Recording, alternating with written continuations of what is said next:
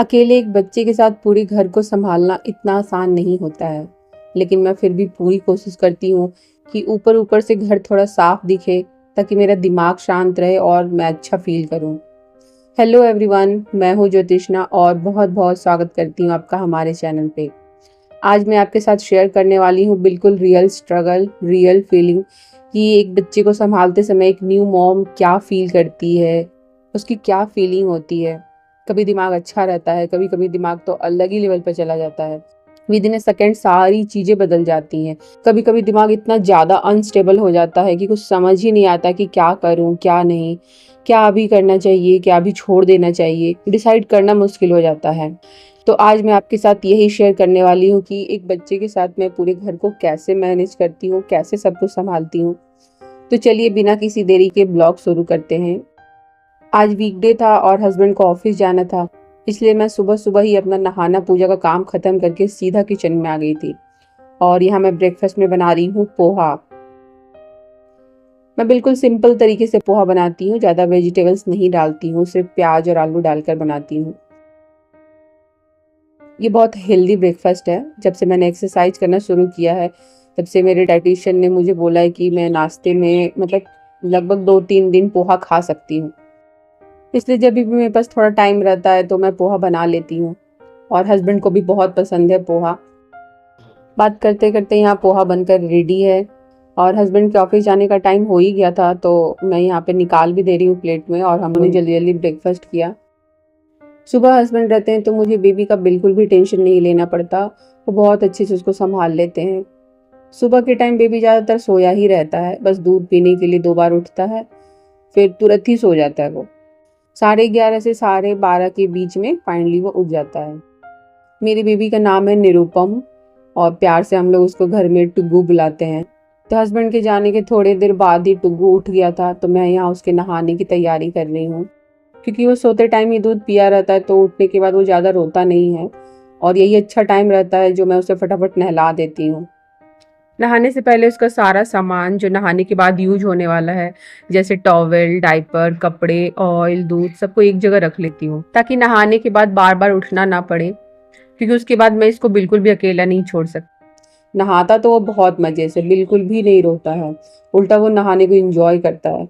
अब उसको इस टाइम पे नहाने की आदत हो गई है। अगर मैं इस टाइम पे उसको नहीं नहलाती हूँ तो बहुत ज़्यादा क्रैंकी हो जाता है, कुछ भी नहीं करता, ना दूध पीता है ना सोता है, बस रोता रहता है। इसलिए मैं इसी टाइम पे इसको नहला देती हूँ। नहाने के बाद मैं उसकी बहुत अच्छे से मालिश कर देती हूँ। मालिश कराना भी उसे बहुत पसंद है, उसमें भी वो बहुत इंजॉय करता है।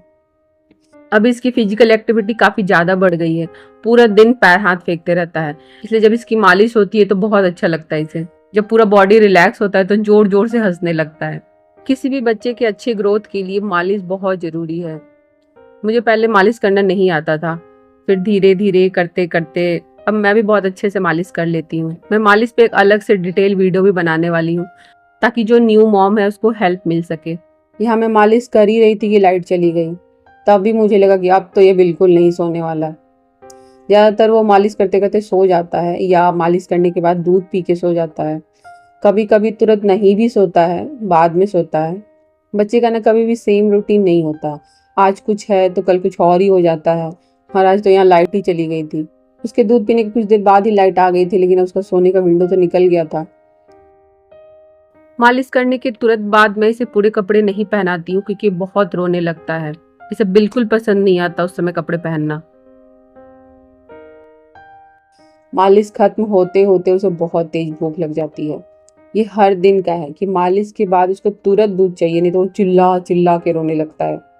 इसलिए मैं पहले से ही दूध बना के रेडी रखती हूँ।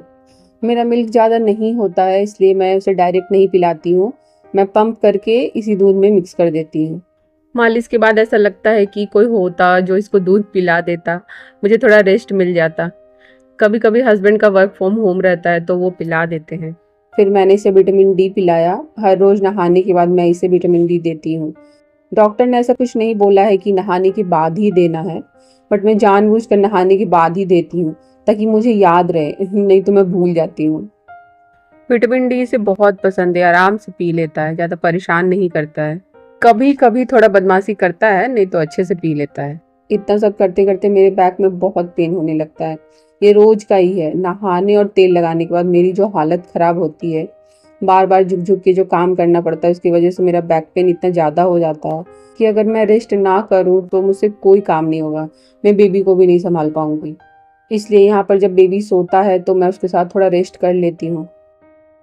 यहीं मेरी फ्रेंड का फ़ोन आ गया था, तो उससे बात भी कर रही थी और टुगू के साथ खेल भी रही थी। और यहाँ खेलते खेलते टुगू सो गया था और मैं भी बात करते करते थोड़ी देर सो गई थी। ज़्यादा देर नहीं सोई, तुरंत ही मेरी नींद खुल गई थी। जब मेरी नींद खुली तो टुगू सो रहा था, तो मैं सोची जल्दी जल्दी से यहाँ का क्लीनिंग कर लेती हूँ। मुझे यहाँ बेडशीट चेंज करना ही था, तो उसके उठने से पहले जल्दी जल्दी हो जाएगा।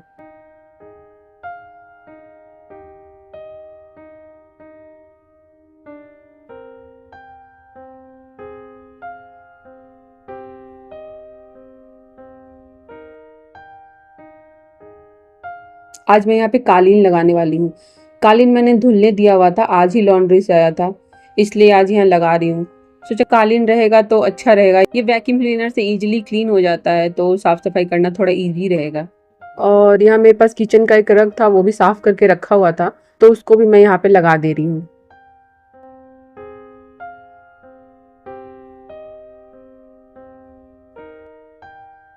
मैं सफाई कर ही रही थी तभी टुकू उठ गया था, तो उसका बेड वेड लगाने के बाद मैं उसको यहाँ पे ला के रख दे रही हूँ।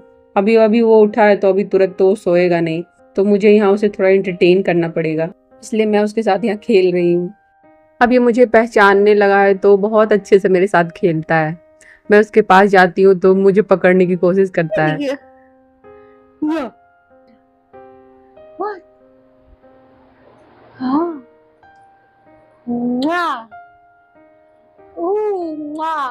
देखो क्या है, ये क्या है?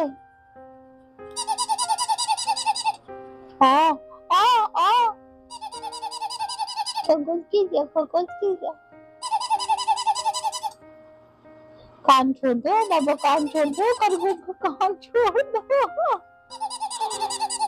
चलने दो दे उसको। अरे लड़का, क्या हुआ बाबा? क्यों रो रहा? क्या हुआ बाबा मेरा? क्यों रो रहा है रे? हाँ, मेरे बाबा का भूख लगा था। 1-1.5 घंटे तक वो ऐसे ही खेला, फिर उसे भूख लग रही थी तो मैंने उसे दूध पिलाया।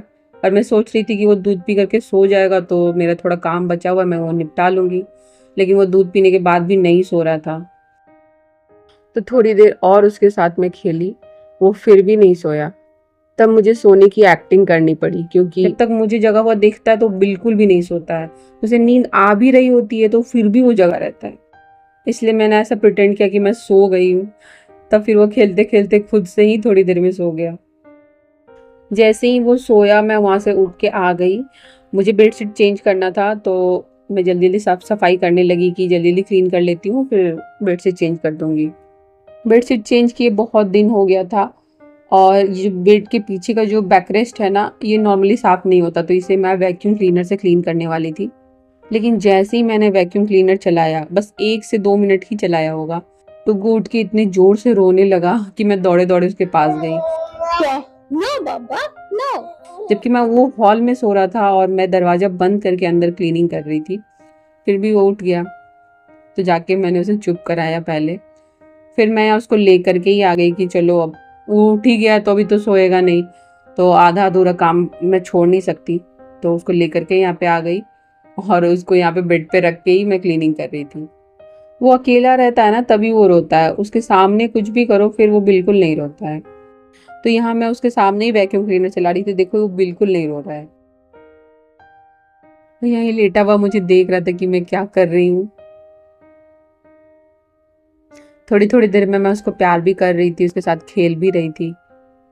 उसको सामने रख के काम करना थोड़ा इजी हो जाता है, बस टाइम थोड़ा ज़्यादा लगता है। जो काम 10 मिनट में हो सकता है वो उसमें आधा घंटा लग जाता है।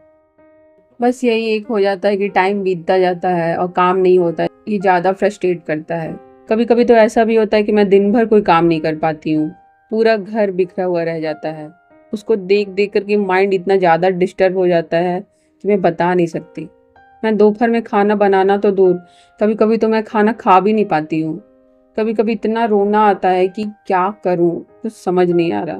फिर दूसरे ही पल जब इसको देखती हूँ तो ऐसा लगता है कि अरे यार, ये तो मेरे ही भरोसे है, इसको कैसे मैं छोड़ दूँ। फिर सब कुछ भूलकर उसके साथ हंसने लगती हूँ। हर दिन एक जैसा नहीं रहता। कभी कभी तो वो दिन भर सोता है, बस थोड़े थोड़े देर के लिए उठता है। उस दिन मेरे पास कोई काम नहीं रहता है, उस दिन मैं बोर होती रहती हूँ। माइंड ऐसा दो तरफा हो जाता है ना कभी कभी, कि ऐसा लगता है कि अरे यार, ये जल्दी जल्दी बड़ा क्यों नहीं हो जाता, मैं फ्री हो जाऊंगी, मुझे टाइम मिलेगा अपने लिए।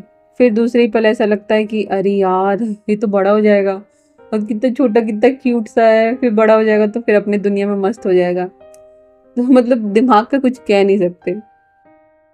तो यहाँ पे उसके साथ खेलते खेलते आराम आराम से बेडशीट चेंज किया, लेकिन बार बार झुकते झुकते मेरी हालत इतनी ज़्यादा ख़राब हो गई थी कि वापस से बैक पेन होने लगा।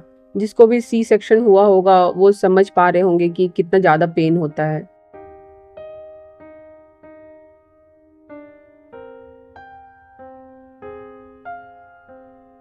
और इतनी देर में टुगु को भूख भी लग गई थी, तो उसको लेके वापस से मैं उसके प्ले एरिया में आई।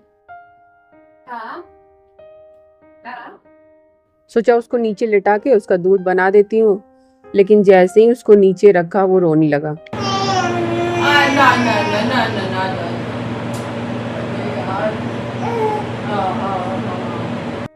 फिर उसको गोद में लेकर के ही उसका दूध बनाया।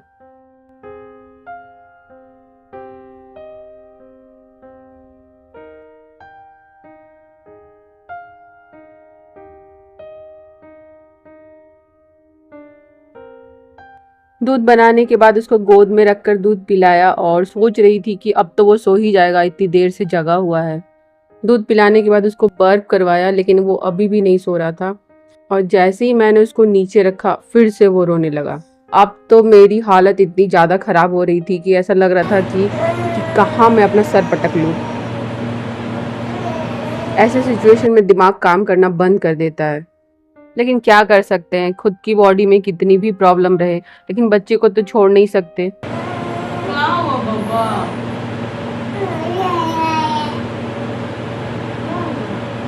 इसलिए वापस से मैंने हिम्मत किया और उसके साथ खेलने लग गई।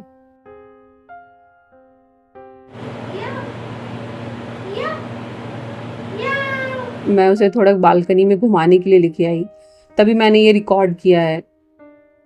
यहाँ एक हेलीपैड है और यहाँ से हमेशा हेलीकॉप्टर आते जाते रहता है। कैमरे में इतना स्लो स्लो रिकॉर्ड हुआ है कि हेलीकॉप्टर के फैंस इतने स्लो स्लो मूव कर रहे हैं, बट ऐसा नहीं है। वो मुझे लगता है कि इतनी तेज घूम रहे हैं कि वो कैमरा का फ्रेम रेट को मैच कर जा रहे हैं, जिसकी वजह से वो लग रहा है कि वो धीरे धीरे घूम रहे हैं। सामने से तो दिखता ही नहीं है कि उसका फैंस भी है, इतना तेज वो घूमता है। ये देखो लड़के को, क्या है पापा?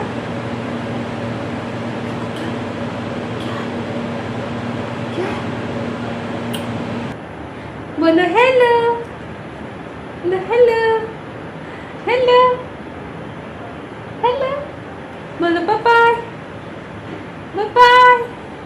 घूमने के बाद भी वो नहीं सोया, तो मैंने उसे खेलने के लिए कुछ सामान दे दिया। कुछ सामान दे दिया तो वो उसी में खुश था, वो रो नहीं रहा था। और मुझे यहाँ कपड़ा धोना था तो मैंने मशीन लगाया।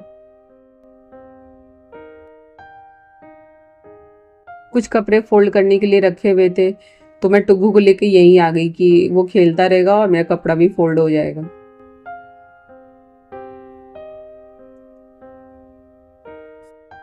कपड़ा फोल्ड करके सबको अलमारी में लगाया। ये सब करते करते शाम के 6 बज गए थे।